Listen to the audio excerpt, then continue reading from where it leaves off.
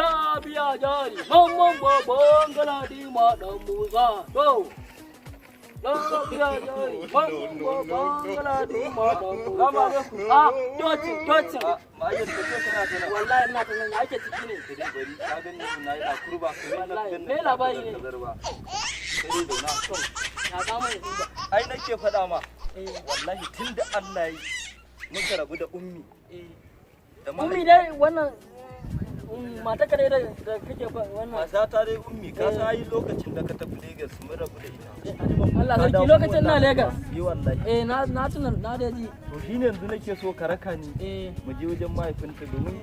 hali na komai da komai ka sani ko ba haka ba kwarai kuwa da na take so ya turo ni to nace sai ka dawo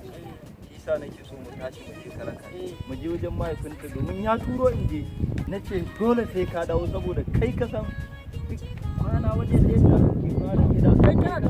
matsala kai ka san zan fito da kai rakal zan bude ka fa yau zan wa kai ka san ni fa yau ne ai yanzu mu tashi mu yanzu zamu iya samu a kofar gida yana sallah mu je gun uban nata yau ba mu je tazo ka je gidan mun ka ban same ka abin da yasa na kirawo ka ni yanzu na ga dole sai ya ma fada na zo har gida ban same ka shi yasa nake neman ka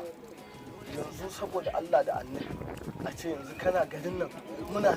manya a garin nan ka zo ka sai wannan babban waya wannan lafcin waya wannan waya ta gwamnati ce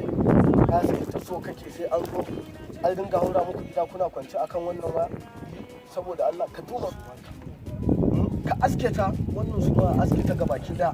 sannan naji ga sunanka ne dadi Muhammad amma ka zo wai ana ce ma tike me tike wallahi kanna kuma ka kuskura ba kai maban da jike mana salamu alaikum wasu mama sannun ku barkan ku da zuwa yawwa baba ina wuni lafiya lau ya gidan ya yara ku ji ba alhamdulillah yawwa baba wato abin da yake tafi da mu gaskiya wannan abokina ne cikinka yawwa wanda suka samu matsala da matarka yawwa shi ne muka bo batun kan cewar ya ce sun samu matsala na zuwan jibe da biko na zo nan to biko ka zo shi bai gaya ma me ya faru ba bai sanar da ni komai ba bai sanar da kai ba to yanzu zan gaya ma abin da yake faruwa na farko yanzu ka ga yarinyar nan abin da ta gaya min baya son yin sallah akan lokaci to ka gani gaskiya abokina mun yi zaman shago da gaskiya ragar zan fitar da kai dama can da muka zaman shago da gaskiya wani lokacin ma baya sallah gaskiya ba ko da yake ba